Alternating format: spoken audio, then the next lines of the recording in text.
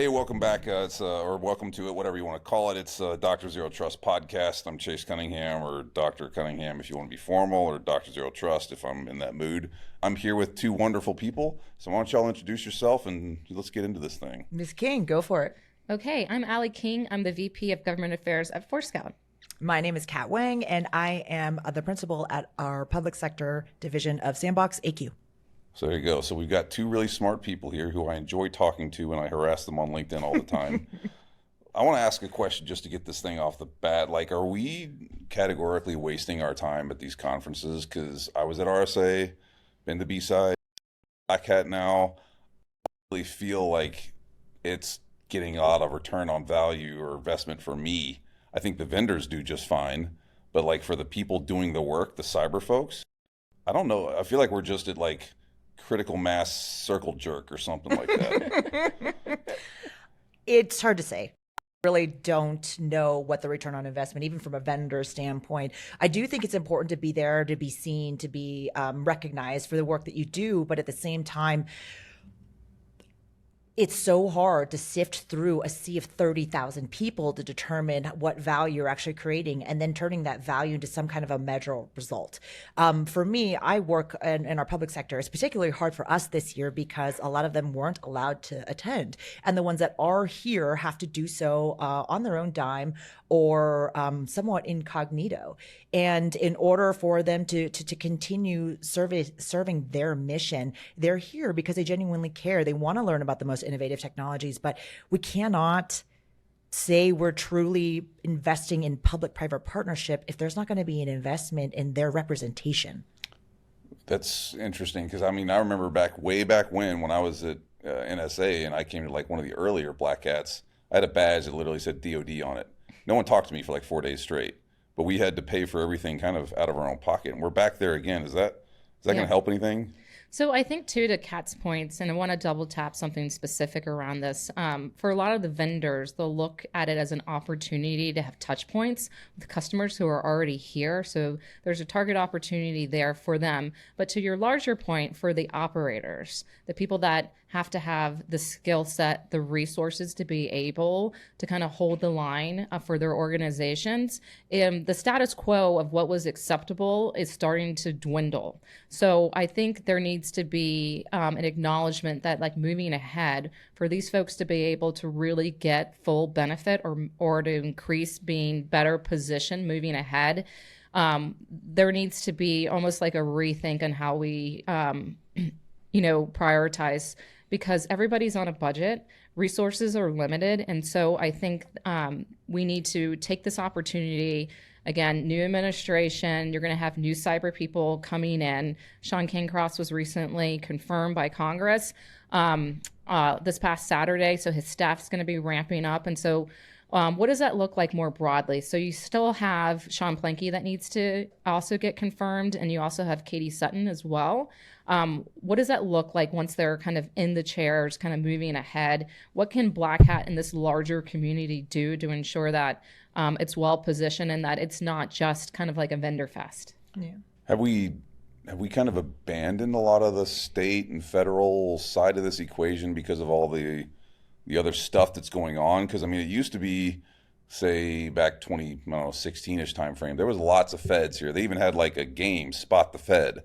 Now over time it's really whittled off, and especially with budget and everything else, are they getting the insight that they should be getting because they can't come to these things? I mean, if they're paying out of their own pocket, that's crazy. Yeah. I think this is a need for us to all double down. And by us, I mean the vendor side, right? It is not their choice, DOD's choice, or maybe even other public sector, federal civilian, for example. It is not always within their choice of whether or not they can be here. Even if we go back a few years and they still had budget and no mandates were instilled where they were not allowed to participate, budget was still a factor. So my perspective is, if industry truly feels that they have what it takes to support the public sector, then they need to be where their customers are. They need to be where the DoD is allowed to be. And the DoD in kind, if possible, should take those meetings. They should seriously look at those vendor intake forms, those engagement requests, take a look at their mission set and see whether or not that's something that they can entertain. There's a good side and a bad side, I'd say, to kind of approaching the black hat or any major conferences that are cyber related. On one side, you see a lot of vendors that recognize that there are problems in the industry and they want to fix it. So they're here and they want to show off their capabilities, which is great. However, on the supply side, or I would say this is the demand side, how many CISOs out there actually exist? And then of those, maybe CISOs, and you lump CIOs in there as well, how much budget does exist to actually defend the cyber landscape? So you end up with this very small pool of people who have budget authority, and it's usually under-resourced and underfunded. And then this huge ecosystem of vendors trying to tap into them. And when you have an event like this, they're getting inundated with outbound emails, cold calls, people calling their cell phones out from nowhere. I have no idea how they got their contact information. It's very invasive. It's creepy. It absolutely. And it creates this horrible playbook. Yeah, it creates this horrible dynamic where even if the vendor who hadn't done any of those things tries to share their capabilities with this small set of decision makers, they're not met with enthusiasm. So something's got to give. Like the first thing I do when I walk that floor is I take a look at every vendor, tell me what you do, tell it to me in 30 seconds so that I can understand it. And then I immediately decide, is this a solution that is treating the symptom or the source? And only one of those matters. Well, most of these folks, I would suggest, this is good to get y'all's feedback on, because to me, I think this entire industry has pivoted from, with the exception of a few, we want to treat the symptoms as best we can, because the goal is to keep the patient alive and keep that little blippy blip going on the radar there, or whatever that EKG thing. Yeah, I want you breathing. I want the heart pumping. I want bodily functions. But I don't really think I want you to get up and walk out of here, because then I've just lost all the revenue I'm going to make off of that healed patient. I mean, it's a bit cynical, totally, but then again, I don't understand how some of these orgs have the problems that they have, and we keep having the massive investment we have here, and things ain't changing. The math here for me don't math. Yeah. So to kind of continue to kind of dig into that as well, and this is where people get really cynical about it as well, especially if you even look at cyber poverty line. So a couple years ago, there was a major defense partner. I won't say who they are, but they may had some like door issues on their aircrafts. But with Going. Yeah, with Going. And one of their folks had mentioned that there's something called a cyber poverty line within their supplier. So if you make less than $1 billion in revenue, they made their own decision to say that you do not have the resources or the human capital to protect yourself from an APT threat actor. $1 billion is the poverty line? Well, everybody's in the poverty line. So like everybody's we're on the bread line here. Yeah, bread line, like Brook Street. Like it's not great, but people do who they put in considerable amount of resources, or they try to acknowledge that there is some kind of investment, but they still get, picked off all the time. And then it's only in that, aftermath when you're like, okay, ransomware, because it's teaching everybody that your data is valuable, or just that you had such a serious breach that it broke you because you are like a small business or a medium-sized business. If you can't make payroll, like it is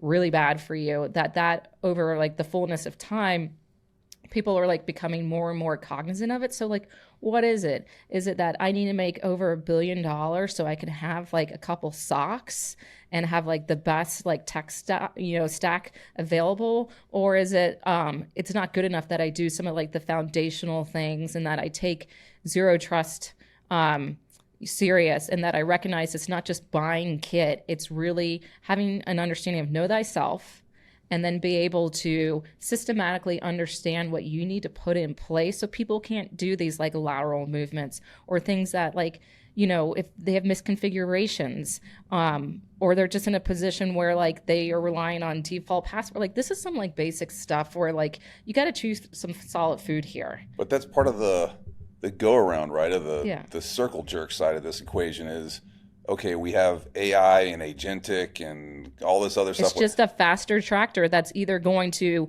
if you're smart and you use it right, because it's augmented, you're either going to be able to, harvest your field faster, or it's going to run over your barn and kill half your chickens.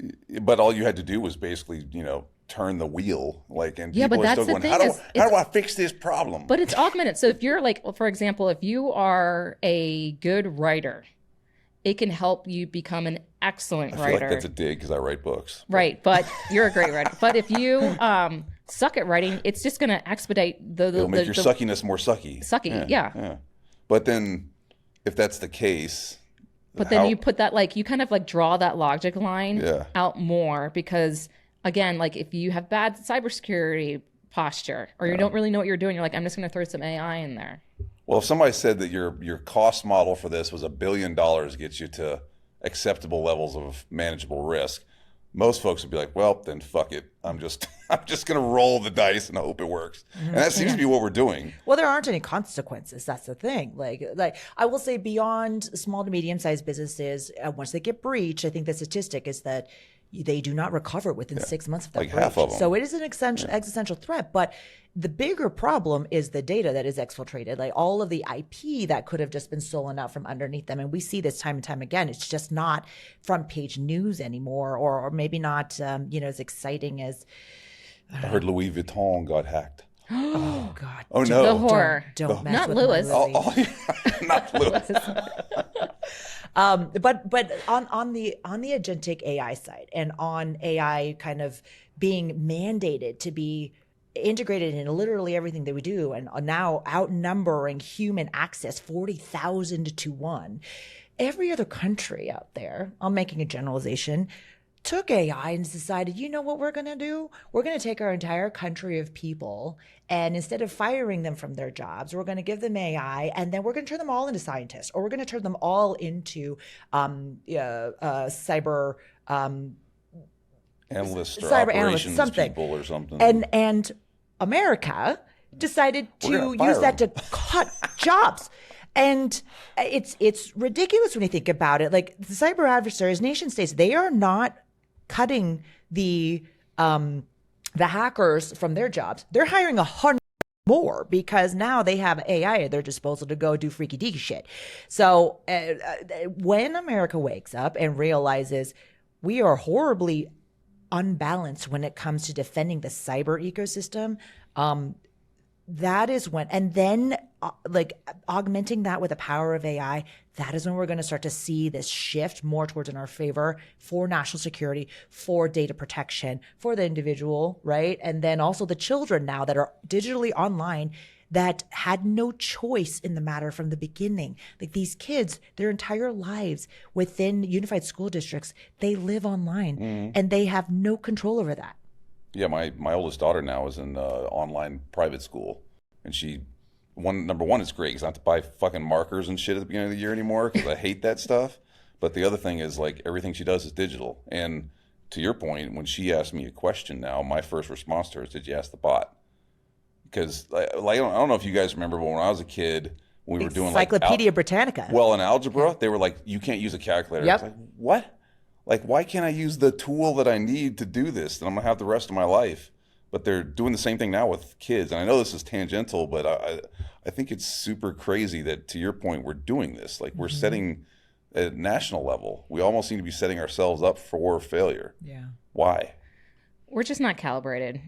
That's a generous way of saying that. And I think that it continues to be a frustration, even if you were to circle back to the conference here. And this is my first one, so I'm really establishing. This is your first Black Hat? My first one. What? Wild. Yeah. Wow. I'm establishing a baseline. Wow. Okay. Well, this is not the baseline. You want to start? Okay. You need to come 10 years ago. So this is kind of where I am at it. But I would love to, and again, to the comment that we made about federal executive branch, noted, hopefully things will shift once you get some of these, folks in the seat. But where are the SLTT people? Mm-hmm. That's where those are the folks that I want to talk to. And I want to have an understanding of like, if there really is going to be more of a shift towards the states, then where are those folks? Because I think, depending on who you're talking to, it's a mixed bag. And you can even kind of look at National Guard as a barometer. Oh, yeah. Right? Yeah. That's kind of like your dipstick. You kind of put in like each one of their different cards, you put your dipstick in, and you're like, what does this look like? And that's terrifying when you really think about it, right? Because like being ex-military, the National Guard stuff, it's so different between each state. And then you're thinking, well, that's someone, what was it, Minnesota? They had the article that came out that they got hacked or whatever, and they said they deployed the National Guard. And I was like, did they deploy them on the server? Where do you deploy National Guard people for a cyber incident? Like, so I would love to, like, just thinking out loud, and if it already exists, like, I'll claim ignorance because this is my first rodeo, to have like an understanding, like maybe moving ahead around SLTT, because we do know that is like serious exposure for us. To, pick a state, right? Any state, Nevada if you want, like go for it and be able to say, okay, here at Black Hat, we're going to work directly with state and local, specifically those counties who we know are well below a poverty line, whether it's resources or headcount, and be able to say, okay, like what can we do in terms of planning? So I would love JCDC, specifically when we get some of these senior folks in the seat, to be able to say, you got to go back to your original mandate. It was supposed to be a planning office. FY21 NDAA was the Solarium Commission recommendation that acknowledged and understood, and this was Jim Langevin, Congressman Langevin's wisdom that said, hey, you guys really need to develop solid planning function within CISA. And I know that it's hard and you don't really have that skill set right now. So I want you to go to the Pentagon, J6 or someplace, and, bring some of these people over here to kind of teach you how to farm. Now, that didn't necessarily happen to the level that I think they needed to do it. Like they went in a different direction. Decisions were made at a senior level. But if they could get back to those basics and then use Black Hat and the enthusiasm, the skill set, the talent to be able to do some real work with some of these lower resource entities, that's valuable, instead of maybe just saying, hey, do you have an asset inventory? Check, we did a meeting. Mm-hmm. Yeah, it's on CCMA. I think there's a great opportunity. CMMC, there you go. That's what I was looking for. Looking to kind of move ahead. And so that's why I want to try to not just address like, hey, there's a problem, but what does that solution look like? So let me ask, since you brought it up, so let me ask the question about CISA, because I'm still at a crossroads on CISA. Mm-hmm. Like, we spent all this money on this agency. Yeah. Technically, this agency doesn't even have title authority, right? They've got some sprinkled in, but now are they leveraging that authority? That's the bigger question. Right, but they don't scan the internet. Like they don't. Well, they're supposed to, and maybe you can correct me because maybe I just don't understand, but they do have admin subpoena authority. Correct, but they typically aren't. And they do hunt forward on federal networks. On federal. Yeah. But federal's like, it's very, to me, it's so if we establish that privacy and all these other laws govern the United States, whatever, okay, great. Why then can I not, as a federal agency with authority and with subpoena and all those other things, run scans across infrastructure across the entirety of the United States and at least come back and go, you guys are way fucked up and you have 90 days to fix it? Is that more of like a handshake with FBI? I mean, there's got to be something. That's the disconnect I have with CISA, right? Is like they have field offices and they have great, like, I love the people there because I've met them. They're all trying to do yeoman's work. Yeah. But when you get down to it, I don't think the machinations of making this work were ever actually in place. Right. I think we've been ice skating uphill for a long time. So if we were to like take a snapshot and say 6 years later, right, because it's like 2018, they were created, and to kind of work backwards, if you're mission focused, then you kind of start with authorities, right? The way that I do government affairs is I start with statutes and authorities, and then I look at funding, and then I'm like, what policies have you put in place to be able to leverage your authorities, the funding, to be able to kind of shape whether it's an environment or a marketplace towards a certain objective. And so with these new people coming in, I definitely think they can look at this as an opportunity, because what I really do like about JCDC is that they've done something incredibly difficult, and they've gotten resources and prioritization from the private sector. Like, you have all these companies, all different shapes and sizes, that are like, I believe in the CISA's mission. I want to actively work with you.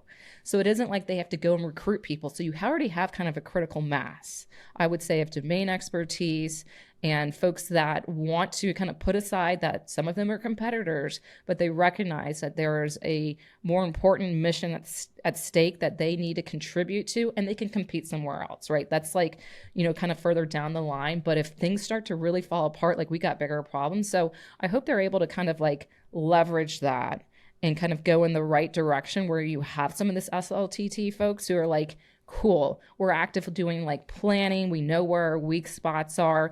In addition to that, then you also have, which is going to expire in September, and both House and Senate recognize that CISA 2015 information sharing has to get renewed. I hope it's a clean authorization, but there is a recognition that there has to be, at some point in time, a focus on OT and critical infrastructure, because the original authorization like tangentially discussed it, but not really. So, I hope that there's bipartisan opportunities to be able to get after that before the midterms, because we'll see what happens there. Yeah. Potentially, we don't know. Like, you kind of have to read the tea leaves, but this is something that we need to prioritize, because calendar is working against you. And then also around this is the federal grant program, right? And so I need, again, like, policy without resources is a hallucination. So all of those things need to work together, and I'm optimistic about it. Well, cross aisles, especially in states like Texas right now, might be a little difficult when they're issuing arrest warrants for Dems that are leaving the state. So, yeah, I saw that on the plane when I landed. I was like, wow, it's we're stepping it up a notch here, which, okay, I'm from Texas, but I was going, But I'm excited, though, for this new leadership to hand off, because these are like, no kidding, operators. And, I know that both Sean and Nick, and so I really wish them all the best, and, industry's behind them. I want good things from them. I pray that they're the people that deliver. My spidey sense tingles a little bit, but, we'll see where that goes. Kat, what do you think about these new folks? I had the opportunity of meeting Carncross at RSA, and there's a lot of desire from him to be collaborative and just to understand the art of the possible, but also what he doesn't know, but make decisions in a rapid pace, right? I've also been hearing a lot of very positive things from DoD and DoD leadership, right? So last trip to the Pentagon, the words that are being used is rapid acquisition, mission oriented, focusing on a lot of the challenges and the modernization of what we have been kind of dealing with to date. So it's promising. I do want to see more movement at a rapid, like, accelerated pace. I think we have just really slow out of the gates, despite best intentions. So if all things hold and they continue to talk the talk, I hope to see the walking the walk be more like sprinting. I consult with folks on federal stuff all the time, and there's one company I'm working with that's brand new to the federal space, and the CEOs, we got to go. I'm like, dude, even if you won something today, money ain't hitting your account for 12 months, 18 months. Like, understand, bro, this is going to take us a while. We are pushing the rock up the hill, and the hill's pretty friggin' steep.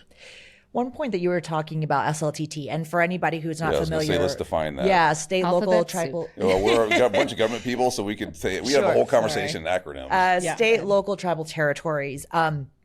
One of the challenges that I do see in order to put on a production like what we see here at Black Hat, it is very much a pay to play. Oh, what? No, right? That right? doesn't happen. I know. It's not possible. You're telling me that if the whole point of this is to get the most innovative tech in front of people who truly need it at price points that are a little bit more manageable than some of the big tech options out there, we can't get them on stage because they can't pay to play. Yeah. It's a horribly mismatched priority. And we've gone through this process, right? We have evidence, we have research, we have case studies and examples of how Operational technology is a huge problem right now. It affects the national security of this country and every single person living in it.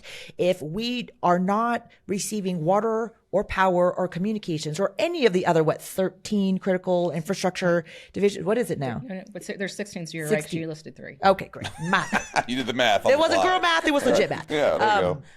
Of the other critical infrastructure components, then our entire society breaks down in a matter of hours. Oh, yeah. And then we literally can't do anything because anybody who's considered a first responder is so busy taking care of people who are freaking out that nobody is going to be watching the ball and what's happening if the cyber adversaries come in and try and do anything massive, like large scale.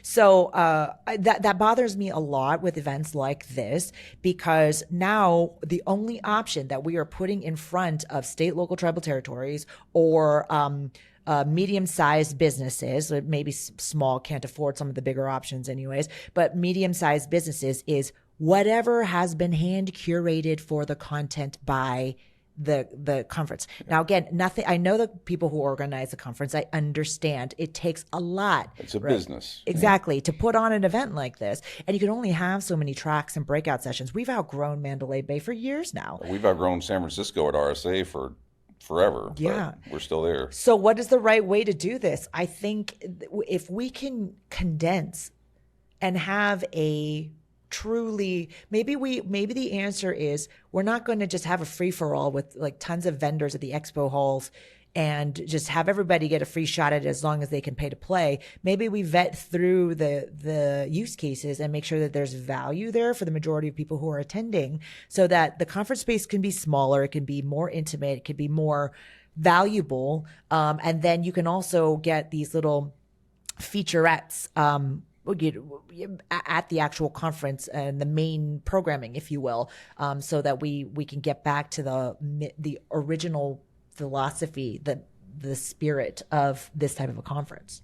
Yeah, like, that's why I like B-sides better, to be honest. Like, I couldn't get in. I waited too long. Oh. So the demand, I was like, damn it. I went to B-sides in Fort Wayne, Indiana, which was awesome. I loved it because the people were great. But then I was like, remember that Wayne and Wayne's World where they're like, we're in Delaware? It was one of those where I was like, I'm in Fort Wayne. But see, this is why I want them to shift, and this is where we can get the vendor community involved and rent out Casa Bonita. Oh my goodness, yes. Oh, South Park. Casa yeah. Bonita. Let us, Totally. Cave know, divers and stuff. Yeah. Yeah, that would be awesome. It's like one of the Seventh Wonders Some to PS, be please. like UNESCO World Heritage Site. Yeah, I'm totally with that. And we could also have like Scientologists there.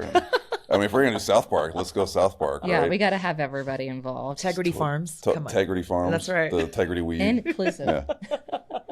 We have run off the rails already. Awesome. So since we're running off the rails, let me ask a tangential question. And you guys said it was okay to ask before this goes on, and I haven't seen anybody that's really kind of asked this question, especially a dude.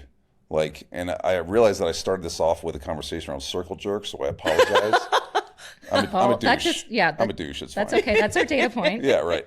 But like, Yeah. what's y'all's opinion or feelings or thoughts on where we are with non-dudes in the cyberspace? Because I was walking around earlier and I saw a lot more of the opposite sex than I did in past years. Is it getting like less terrible to be here as a woman, or is it still, oh my God, there's 6 of us and 10,000 guys that haven't bathed in 6 months all running around? Well, since it's over 105 degrees outside, like natural deodorant needs to be banned. Sure. Yeah. Okay. Right. And we can apply that to both men and women. Anyone. So we'll start Correct. off on an equal footing. It's a dry heat, though, is what they say. It's almost like That's what your they body say, starts isn't to it? just like. Yeah, you still stink, just FYI. Yeah, it's a dry stink, right? And so there's that. But my barometer for has it really hit the right point for us to be able to not just have the discussion about like general census is within the panels. So if I see manels, All dudes. I'm like, You're you're out, right? Just because I think, and it's not even to like try and like go down a rabbit hole on like diversity or inclusion or what. Like, I'm not here to say that. I'm just here to say that you're missing important perspectives of a larger collective that is shoulder to shoulder with you and contributing to trying to systematically reduce risks to this space. And so if you have monoculture, that's not good. And so, just looking at it from like a gender perspective, I see a lot of males still. And you can't tell me that there isn't somebody who has an interesting perspective that looks different and is not a dude. So I do also see more women representation here, which I feel like is a step in the right direction. It's a very strong I saw a lot more at RSA this year. But I would say, and this is where I like splitting hairs, I would say there is a very big difference between Black Hat and DEF CON. So that's one thing. There's also this interesting, I saw somebody post this on LinkedIn and I thought it was brilliant. She said, not everybody here who's a woman who's attending is on the marketing team. We love the marketing team, but we're not here For real. all That's a really good supporting point. the operational aspect of it, right? We may also not all be highly technical. I'll give you a little story. So I grew up in big tech, but I just fell in love with the mission and the public sector initiative, just understanding that there was a huge need for smarter, faster, more innovative tech within government. And I joined another company. We all did personality tests, right? It just helps us to better understand how we collaborate. Myers-Briggs or something? Or? Something like that, but there's 12 different flavors of that ice right. cream now. So I've taken them all, and some of them will change over time. So it becomes really difficult for you to tell what's nature versus what's nurture. Are we who we are because that's who we truly are, or is that how we've had to be in order to survive? deep. So here's a great. That is deep. I'm gonna Yeah, we're take like- it, but take it up a notch. You I'm ready? underwater now. Is All right. is everybody Yeah. ready? Okay, we might need to hold We hands. get brought Myers-Briggs. Okay. So the personality tests that were taken across the leadership team, so vice president above, the men, all, like I would say the majority of them fell into two categories, but one in particular that skewed very aggressive, win at all costs, very like INTJ. or it may not even be IN, but very aggressive, I would say, from a business shrewd, like decision making, like Wall Street go type fast, dude. move fast and break things type, right? No throw to meta, but that's what it is. And then all the women on the executive team fell in a very specific category too. It was all they were all in strat ops, and they all fell in the compromising category. Meaning, and I'm stretching here, I'm not a psychologist, that in order to survive in the executive level, at this type of a company, which I would say small to medium sized cyber startup, you had to go along to get along as a woman. Like the ones that had the similar personality for you being very outspoken, say what you believe and don't accept anything less than that, there was no place for those people in the organization. Whereas some men would be seen as, oh, that is a position of strength. For women, it was a position of, I would say, just a lack of willingness to compromise, right? So, I won't speak for all the men who were in the that executive group, but I do kind of constantly remind myself of that. Is when I come into a conversation, I care about making the boat go faster. If that means I'm not right, or we just need to disagree and move on, right? I'm fine with that. Other people will die on that hill, and that is coming from a place of emotion, and for some reason it's okay for certain genders and seen as weakness for others. Or liability. I was going to say the liability thing becomes very interesting there too, right? Of like, because I have daughters, and I'm always trying to think about what life looks like for them 10, 15 years out from now, and I think sometimes I feel like it's getting a little better, but then I hear stories like that, I'm like, oh shit. And that's when you have to read the room. Yeah. And it's like, are we in the right rooms? But this room, like the cyber room, is such a. There's so much in sort of bred. I hate to say that word, but like being from Texas, someone's going to make a hillbilly joke, but like inbred kind of just focus on Shallow gene pool. yeah, like this Yeah. is where we came from and this is where we go forward. And you know, so what, it was 100 dudes and now we got 100 dudes and one woman, and it just isn't, it doesn't seem like it's making much difference. I a billion% think most of the time, having been an analyst, I think especially in the operations side, when I was in the military, the females that were with us were better at their job than the men, for a whole lot of reasons, but that doesn't seem to translate very well. Yeah. And the sooner that we all get out of this mindset, and I thank you for acknowledging that and sharing that with the audience, but also the sooner we get out of this mindset of, you know, better or less than, equal to, whatever, and then we focus on this concept of, since you said breeding, hybrid vigor, right? Hybrid I like vigor, that. wow. Hybrid vigor is a Hashtag. term that I That's really hashtag t-shirt. enjoy using, because you take Hybrid vigor. if you take purebred dogs and then you breed them together, you get the hybrid vigor, which is dominant traits of all the best qualities and none of the recessive ones. You get don't Malinois, yeah. you don't have hip Which are crazy. dysplasia, you don't have pet dander, you don't have macular degeneration. And I think about that, if we think about a living, breathing ecosystem that is our platform, the more we can introduce that, the better. Because not to get too, like, you know, fitness focused, but pain is weakness leaving the body. there's We another should t-shirt. we should be embracing that kind of change culture as much as possible for the betterment of, like, our long-term existence. Yeah, but we got a lot of leadership in this space, especially men that are mentally and emotionally, I would call, weak. Like, they are uncomfortable with confrontation. They're uncomfortable with not being told that they're awesome all the time. They don't seem to handle it well. Because I mean, I've been a consultant for a while, and like, I've been run out of the room when you have I'm a dude, when you have a different opinion than someone in charge. And that is like, I think there's also maybe a problem there somewhere of, like, these founder-led companies that are still founder-led after X number, whatever. If the founder is not willing to be open to, what'd you call it, hybrid vigor? Yeah. Then they should go do something else. Like, go enjoy your race cars that you drive or whatever and take your VC money and just enjoy it, dude. Like, let somebody else run your company because you suck. So we're now getting into a territory it's very important too, especially in the cyber community. I would say that is a trait that is lacking in leadership, and I do see that as being ubiquitous between, like, it's not discriminatory between men or women. Leadership requires true introspection, and, like, you look at yourself, you know the good, the bad, and the ugly.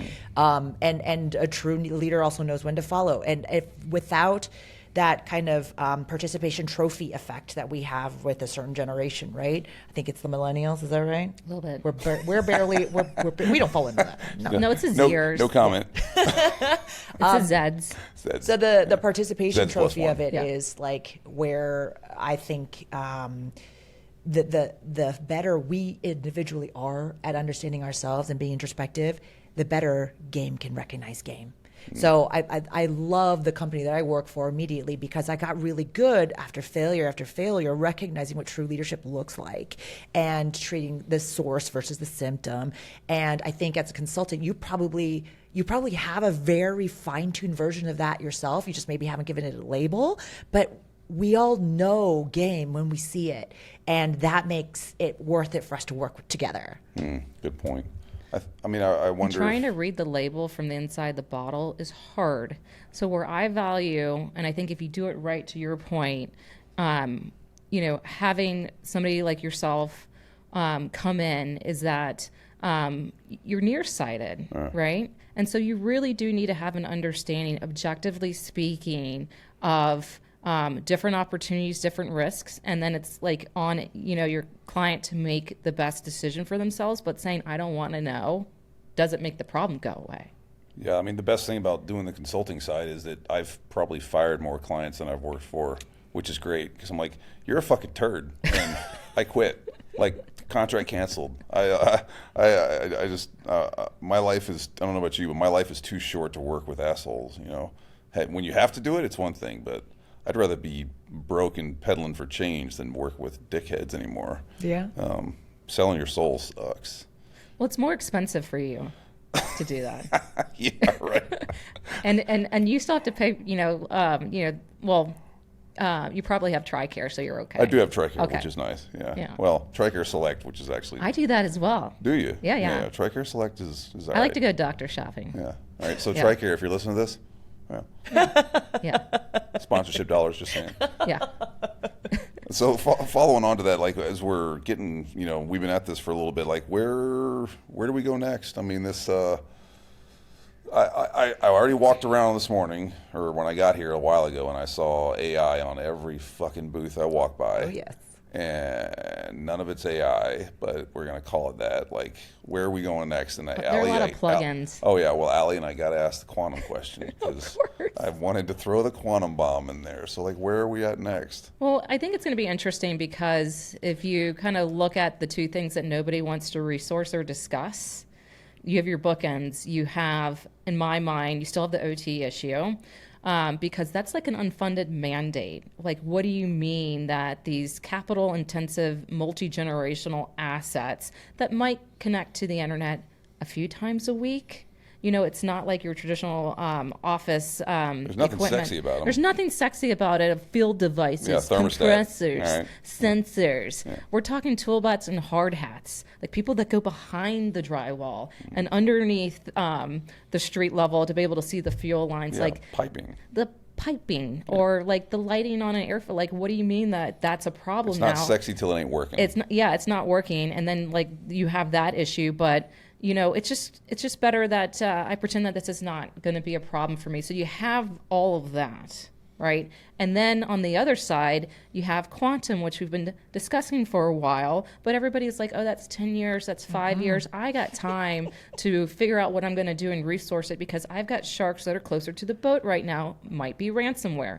But the challenge is and I think my CEO, Barry, has done like a really good job at being able to articulate it, is that you now have, with whether you believe in AGI or not, right?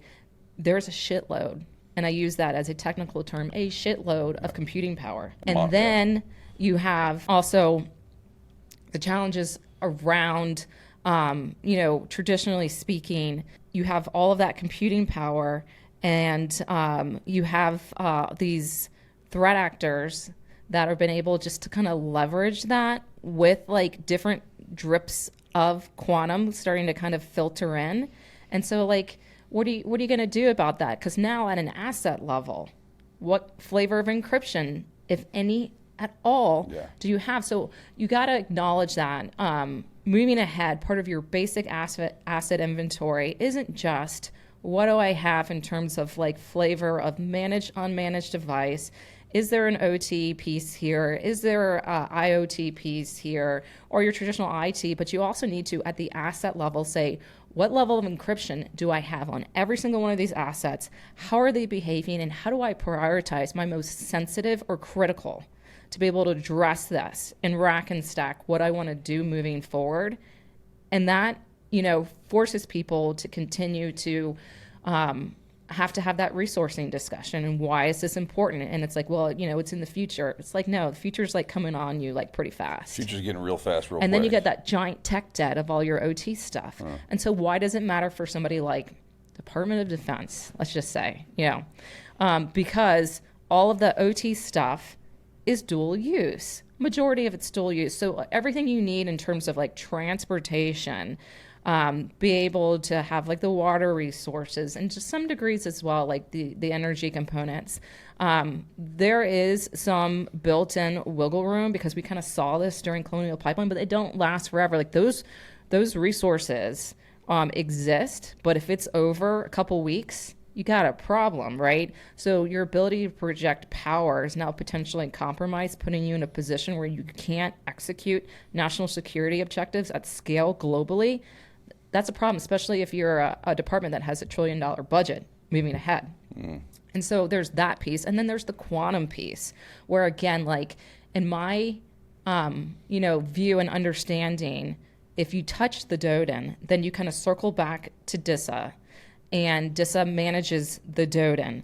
And so like I could give a shit if you're a traditional IT endpoint, IoT or OT, like you're all in the same pond, right?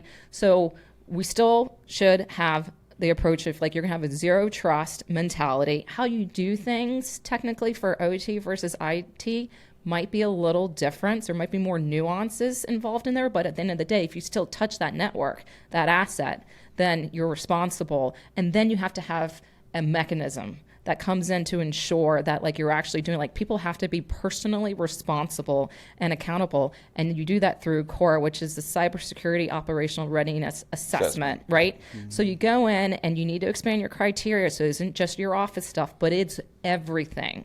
And then kind of what's your plan on your most critical assets? And what are you doing about quantum? Like if you were to put that in as part of CORA, that'd be great. And then I would start with everything that touches Golden Dome, because that's one giant OT sandwich. I don't need you to acknowledge this is a giant problem and it's really hard. I need you to draw your verticals on what is your most critical in terms of national security assets, and then start there. Do we call it Golden Dome because Trump likes gold? Or I think it's so. Iron Dome for With the gold. Israelis, but gold. Oh, okay. And Trump's golden. Yeah, he's like, got gold yeah. everywhere stuff. So, Yeah. Okay.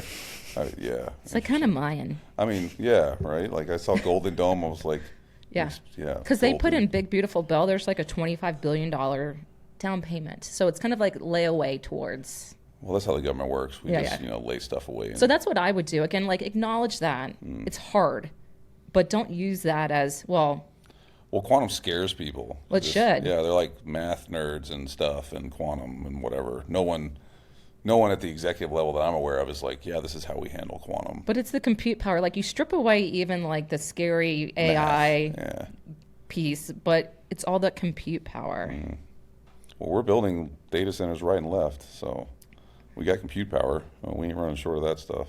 We don't have we're the just energy gonna to back it up, We're going though. to buckle the grid. So, yeah. That's true. This is why I keep buying ammo. I mean, I'm just saying. Like, I get boxes of it shipped to my house, and family's like, "Why do we have another box of ammo?" I'm like, "Don't ask." We're like That's bear arms. Yeah, exactly. Yeah. These are bear arms. Yeah. Yeah. That's currency as far as I'm concerned. Yeah, Well, Joe rednecks. Rogan talked about that during like COVID. People were like, whoa, Yeah.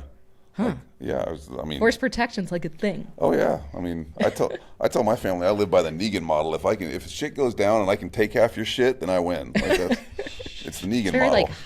like Hobbes, like Thomas Hobbes. Yeah. Hobbian? I don't know. It doesn't It's- matter. I mean, survival, right? Yeah. So, Kat, where do you think we're headed? Okay, so you. It's pre-Magna Carta for the history nerds. I should also specify my company is an AI quantum company. But we're love Sandbox happy you're AQ. here, and you're trying to help. So, where do we go from here? So you probably know what you're talking about, which is great. Instead Sir, of- I like I that. try. Yeah. I certainly try. So here's I will try to break it down in not too many words.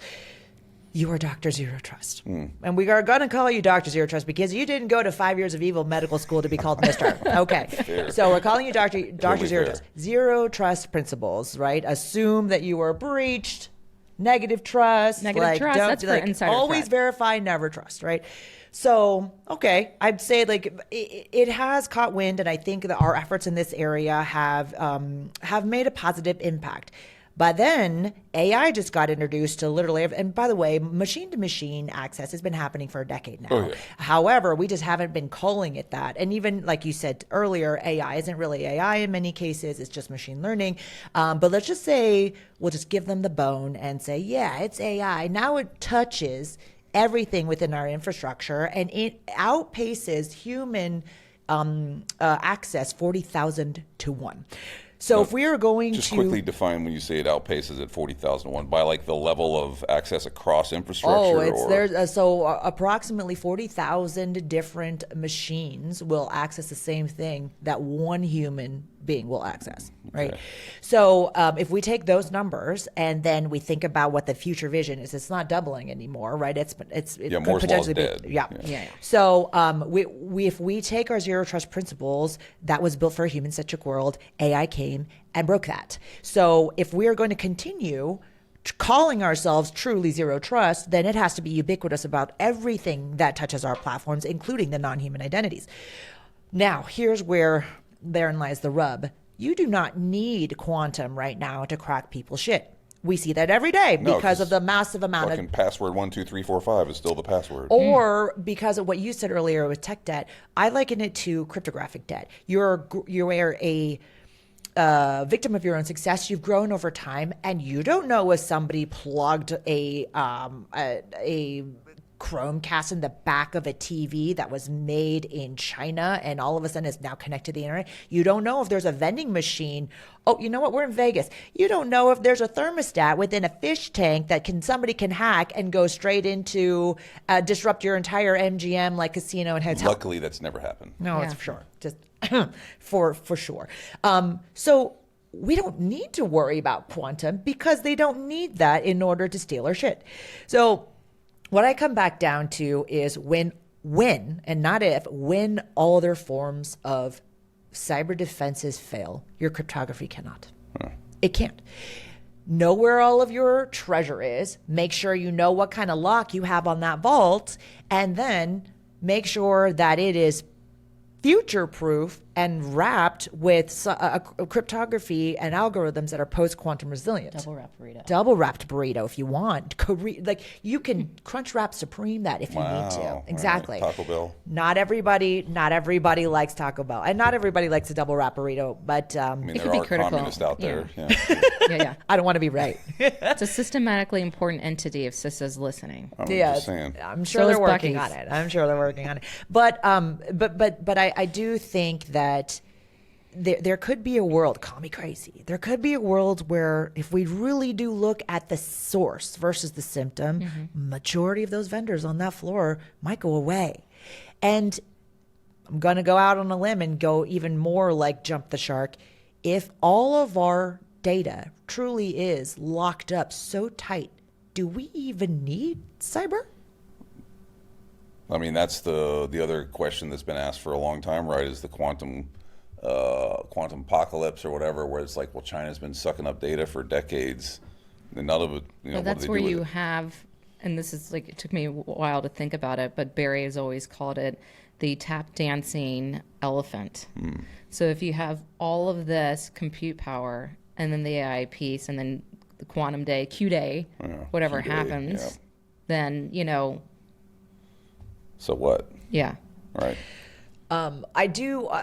So naturally, as part of this conversation, people start to say, okay, well, if my IP, right, the wealth of the economic stability within the United States is at risk, in addition to national security, OT, and all these other things, we lock up our data. But there's no way that we could do all of that. And some people say, oh, well, just prioritize your data. I would go a step further and say, stack rank the data, but secure all of it. For this very interesting and critical reason. The temperature in this room, some might argue, why would an adversary care that it's 67 degrees in here? So the PRC and their TTPs wouldn't be to shut down the power of this entire studio and the water. That's likely too visible for them. Russia, absolutely. That's Russia would do totally it. our Just, MO. oh Right. shit, we fuck up. Yeah. Yeah. I'm on a We make hot. So this is wow. Or Iran maybe, but not China. China plays a long game and they're very subtle about it. So what they could potentially do, knowing that this room is 67 degrees, raise the temperature by 1 or 2 degrees, knowing that psychologically, physiologically, that has certain implications on our mood, on our optimism, on our ability to communicate and or work together. Like there are different ways that data, which we would ordinarily think is meaningless and useless, can be weaponized against us. So I used to be in the camp of, high value assets, you only have to worry about that. There's certain things that, they have a shelf life of 15 minutes. They don't matter. In aggregate, they might. And you never know. I mean, every single critical vulnerability that we know today existed because somebody found a backdoor that we didn't think was a problem. So I can't confidently say that not having a lock on the data that tells me what the temperature is in this building won't matter. Interesting. Yeah, it certainly is, targeting all of the perimenopausal and menopausal women with temperature. So That could be a problem because then you have other sorts of issues. there's a bubble whole up. cohort of people that are going to. Well, and men in particular, like not to more generalizations, y'all run like warmer. Oh yeah. Especially like imagine if you are in a dormitory or you're in a, event space where people are sleeping, like a hotel, for example, and they just cumulatively raise the temperature and have everybody have a horrible night's sleep. Oh yeah. What happens the next day? Oh, Not great things. My first ship, we lost AC for like 3 days when we were in the Persian Gulf. There was fist fights every 15 minutes. Yep. From somebody just like smudging your Puma or looking at you wrong or whatever else. So. Yeah, they get ornery, and there's something there about that. But then it circles back to my point. You got to ban natural deodorant. Like that's where the cheese We slips have off gone the cracker. full circle, and, ladies and like, gentlemen. And even though like I believe, to each their own, but this is like a health and safety issue for my sanity. Natural deodorant 'Cause if sounds to me I like just an excuse to stink. It is like a crystal that has some salt in it. It's not going to No, work. you need, like, fight aluminum fire and with fire. chemicals Like and- periodic table. Yeah, like anti-funk higher stuff. up on, Yeah. Yeah.